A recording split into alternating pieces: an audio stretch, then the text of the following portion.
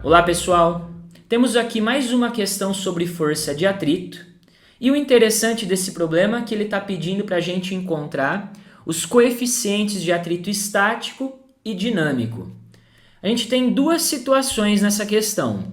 Uma situação em que o bloco B tem uma massa de 3 kg e uma outra situação que ele tem uma massa de 5 kg. Antes da gente analisar cada situação separadamente, eu vou colocar aqui todas as forças que estariam agindo no bloco A e no bloco B. Então, a gente tem gravidade nessa questão, então com certeza vai haver a força-peso atuando nos dois bloquinhos. A força-peso nos dois blocos sempre vai estar acompanhando a orientação da gravidade, que é na vertical e para baixo. O bloco A está apoiado numa superfície. Quando você coloca esse bloco A em cima de uma superfície, ele empurra a superfície para baixo e a superfície, como reação, devolve uma força para cima aqui no bloco A. E essa força a gente chama de força normal. Então, a superfície está fazendo essa força na vertical e para cima no bloco A. O bloco A está conectado num cabo e esse cabo ele vai fazer uma força no sentido de querer puxar o bloco A. Sempre que eu tenho corda, fio, cabo num problema, num exercício aqui a gente está avaliando as forças, a força que esses itens vão fazer nos objetos que eles estão conectados é uma força no sentido de querer puxar esses objetos. E essa força a gente chama de força de tração. Então, tem uma força de tração aqui no bloco A. O fio, o cabo aqui nessa questão também está conectado no bloco B. E aí aparece uma força de tração aqui no bloco B, no sentido também de querer puxar ele, no caso aqui para cima. O bloco A ele está apoiado em uma superfície com atrito. E quando aparece essa força de tração para a direita, essa força de tração ela cria no bloco A uma tendência dele escorregar para a direita. Então, ele tem uma tendência de escorregar. Se não tivesse atrito, a gente nem iria falar sobre tendência de escorregar, porque com certeza esse bloco A ele iria escorregar, sem nenhuma dúvida, porque não teria atrito para tentar evitar esse escorregamento. Agora, como o exercício afirma que tem atrito entre o bloco A e a superfície, eu primeiro preciso pensar para que lado que o bloco A tende a escorregar, para saber para onde que eu vou colocar a força de atrito. A força de atrito aparece no sentido de tentar evitar esse escorregamento do corpo. Então, o atrito estaria aqui para a esquerda. No bloco B não vai haver normal e não vai haver atrito, porque ele não está apoiado, não está relando em nenhuma superfície. Então, essas seriam todas as forças que estão atuando nos dois blocos. Agora, a gente vai analisar a primeira situação, em que ele fala para a gente que o bloco B tem uma massa de 3 kg. Então, nessa situação, o problema está dizendo que o bloco A ele fica na iminência de escorregar. O que isso significa, iminência de escorregar? Significa que o bloco A está quase para escorregar, mas não escorrega. O bloco A ele vai ficar parado, ele vai ficar em repouso. Se o bloco A fica em repouso, o bloco B também vai ficar em repouso. Eles estão conectados por um cabo, não tem como um corpo se movimentar e outro não. Então, os dois bloquinhos vão ficar parados nessa primeira situação. Então, quando o bloco B tem uma massa de 3 kg, eu sei que os dois blocos vão permanecer em repouso. Então, eu vou começar analisando agora o que está acontecendo com o bloco B, porque a gente tem só duas forças atuando nele. Se ele fica em repouso, quer dizer que a força resultante no bloco B, então vamos pensar aqui primeiro no bloco B. A força resultante que atua nele é zero. Ele está em repouso, então a força resultante no bloco B é nula. Lembrando que força resultante é o produto massa vezes aceleração. Se ele está em repouso, ele não tem aceleração, a aceleração é zero e, consequentemente, a força resultante no bloco B é nula. E aí, se a resultante é zero, quer dizer que essas forças que são opostas, elas precisam se cancelar. A intensidade da força de tração tem que ser igual à intensidade da força-peso no bloco B. Então, eu vou pôr aqui, tração é igual ao peso. Como a gente já tem o valor da massa do bloco B e o valor da gravidade local, a gente consegue definir o valor da força-peso e, consequentemente, o valor da força de tração. A força-peso é o produto massa vezes a gravidade. Então, o bloco B tem uma massa de 3 kg, a gravidade vale 10. A gente vai fazer o produto 3 vezes 10 e a gente consegue definir o valor da tração nesse cabo, 30 newtons. Agora, a gente vai analisar o bloco A. No bloco A, a gente também sabe que ele vai permanecer em repouso, nessa situação de iminência de escorregar. Ele está quase para escorregar, mas ele não escorrega. Então, a força resultante no bloco A também tem que ser zero. Mas só que agora no bloco A a gente tem forças tanto na direção vertical, como também na direção horizontal. Mas se a resultante é zero no bloco A, forças em sentidos opostos devem se anular. Então, vou começar pensando aqui na direção vertical. A normal, que é oposta ao peso, ela tem que ter a mesma intensidade da peso para que elas se cancelem. Então, eu vou colocar que a força normal ela tem que ter o mesmo valor da força-peso aqui no bloquinho A. Então, a força-peso, a gente sabe que é o produto massa vezes a gravidade, que seria a massa do bloquinho A vezes a gravidade. E com isso, a gente já consegue definir o valor da força normal, que vai ser a massa do bloco A é 6, a gravidade é 10. Então, vai ficar 6 vezes 10, 60 newtons, o valor da força normal no bloco A. Ah, mas o exercício está querendo os coeficientes de atrito, né? Ainda não apareceu nada sobre eles aqui no exercício.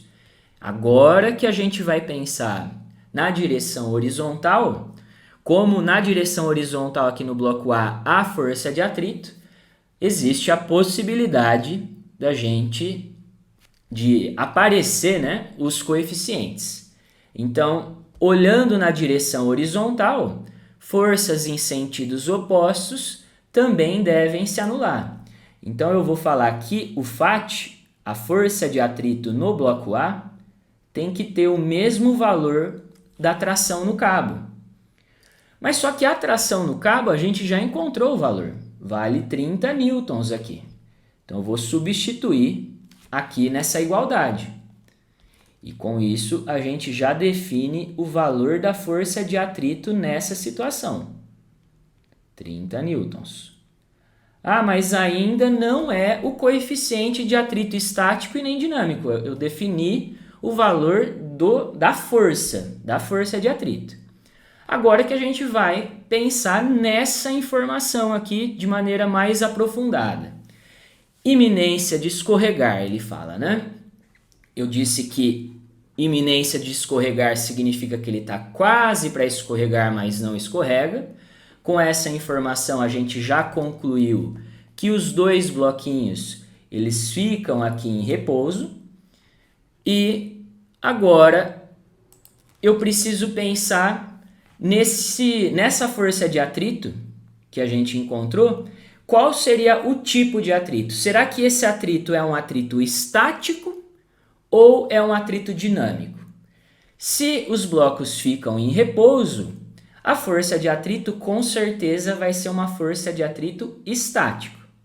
Porém, o atrito estático a gente só consegue, através de fórmulas, definir o seu valor máximo.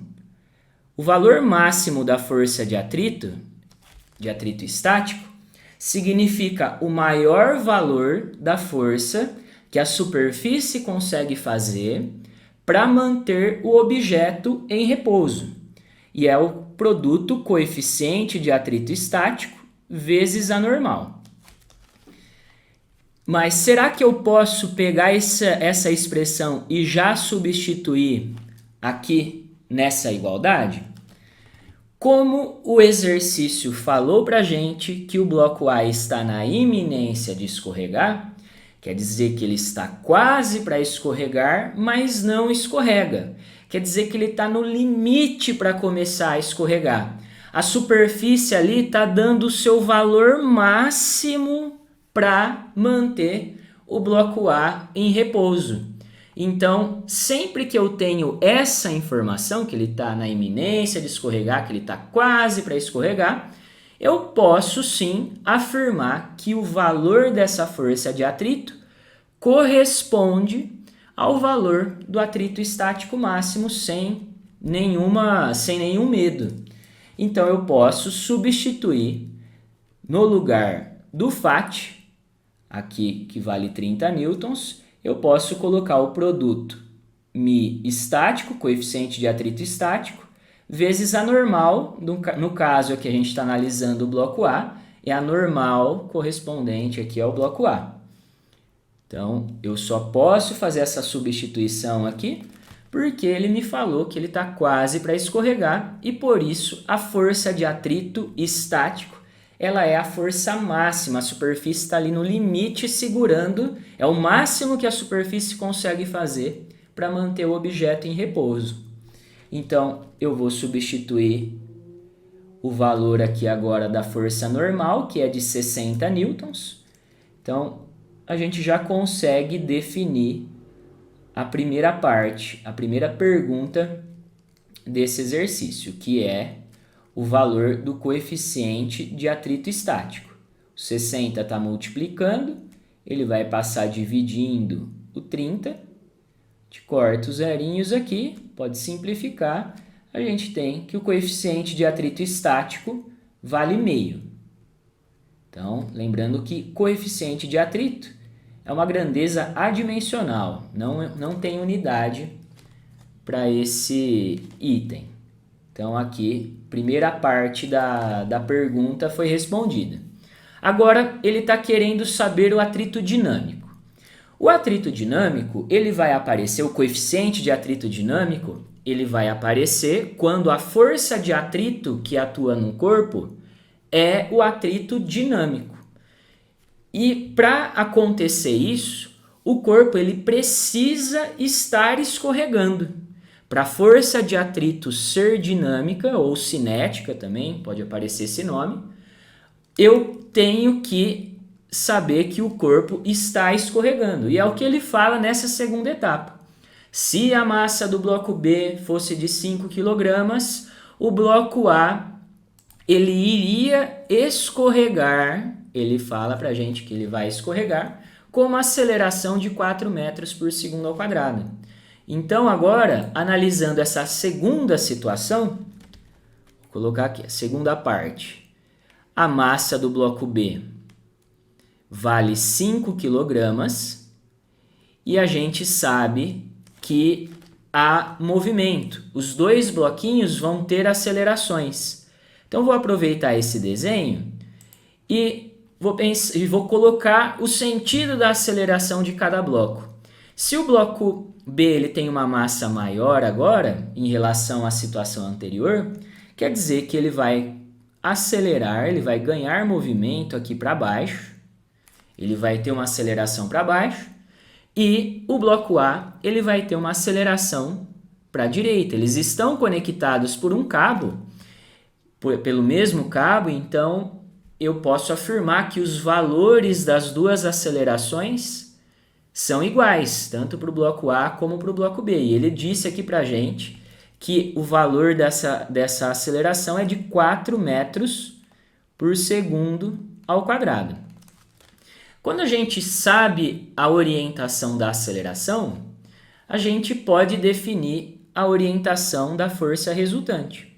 A força resultante sempre vai acompanhar o sentido da aceleração. Então, o bloco B ele tem uma aceleração para a direita, uma força resultante para baixo, na verdade, né? E o bloco A, uma força resultante para a direita. O A para a direita e o B para baixo, sempre direção da força resultante da aceleração, direção e sentido são iguais. Agora, eu vou pensar novamente, primeiro aqui no bloco B, porque ele tem menos forças. Então, eu vou pensar da seguinte maneira. No bloco B, a força resultante dele é para baixo. E se a força resultante dele é para baixo, quer dizer que a força que está apontando para baixo, com certeza ela é maior do que a força que aponta para cima. Elas estão em sentidos opostos. Então, para que a resultante seja para baixo, a força para baixo tem que ser maior do que a para cima. E aí, eu posso escrever a força resultante no bloquinho B como sendo uma subtração, é uma subtração porque são forças em sentidos opostos, da força maior menos a menor. Então, ficaria o peso do bloco B menos o valor da tração. E aí, o que seria a força resultante em B? Pela segunda lei de Newton, massa vezes a aceleração. A força-peso é massa vezes a gravidade. E a tração não tem fórmula. A tração eu deixo aqui como sendo T. A massa do bloco B e a aceleração nós já temos, eu já vou substituir. A massa do bloco B é 5, a aceleração é 4, a massa do bloco B é 5, a gravidade vale 10, e a tração com isso, aqui a gente só tem a tração como incógnita, a gente já vai conseguir definir o valor dela. Eu vou pegar a tração que está negativa desse lado direito da equação, vou jogar para o outro lado, mudando o sinal. A tração vai ficar 50, que é 5 vezes 10, menos, aqui esse produto 5 vezes 4 dá 20, eu vou jogar para o outro lado, vai dar o valor de 20. Negativo, né, no caso, eu estou trocando o lado da igualdade, vai ficar menos 20. Então, aqui a tração está dando 30 newtons. Ah, mas a tração deu o mesmo valor da questão anterior. Era só eu ter substituído a tração aqui valendo 30? Não. Aqui nesse caso foi uma coincidência por causa dos valores, né? Se eu tivesse uma massa aqui diferente para o bloco B e uma aceleração diferente, com certeza iria dar um resultado diferente de 30. Tá? Então, aqui a gente mudou a situação. O bloco B agora ele tem uma massa maior. Foi uma coincidência a tração ter dado 30 aqui nesse exercício, nessa segunda parte também. Agora, eu penso no bloco A. O que está acontecendo no bloco A.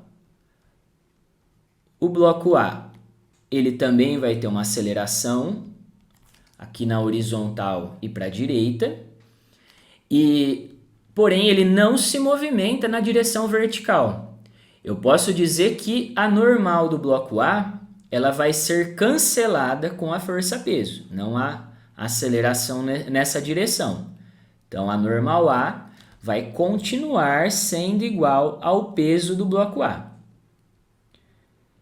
E no caso do bloco A, a massa dele não mudou em relação à primeira situação. Então, o peso do bloco A vai continuar sendo 60 newtons e, consequentemente, a normal vai ser 60 newtons. Como nessa direção não tem aceleração, a condição acaba sendo igualzinha aqui da primeira parte. Normal é igual ao peso, que vale 60 newtons. Então, o normal do bloco A é igual a 60 newtons.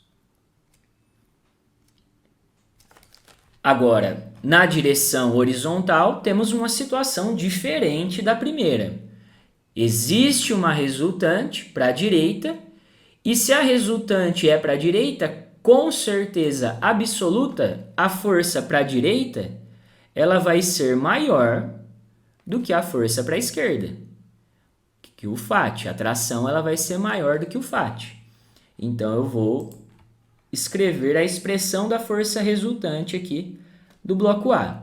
Vai ficar força resultante em A é igual a maior, que é a tração, menos a menor, que é o FAT. A força resultante no bloco A é a massa do bloco A vezes a aceleração. A tração a gente já encontrou, que vale 30. E o atrito, nesse caso, como o bloco A está escorregando, ele escorrega com uma aceleração de 4 metros por segundo ao quadrado, esse atrito é o atrito dinâmico. Então, o atrito dinâmico ele tem uma formulinha própria que serve para qualquer situação que o corpo esteja escorregando, que é o coeficiente de atrito dinâmico vezes a normal. Então, eu posso agora substituir a formulinha aqui, coeficiente de atrito dinâmico ou cinético vezes a normal. A normal aqui do bloco A.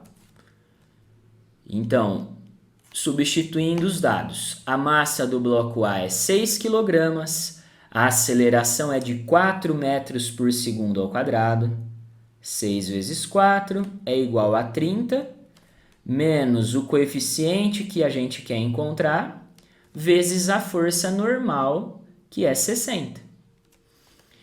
Então, aqui vai ficar 6 vezes 4, 24, é igual a 30, e esse 60, eu só vou mudar a ordem aqui desse produto, vai ficar menos 60 vezes o coeficiente de atrito dinâmico.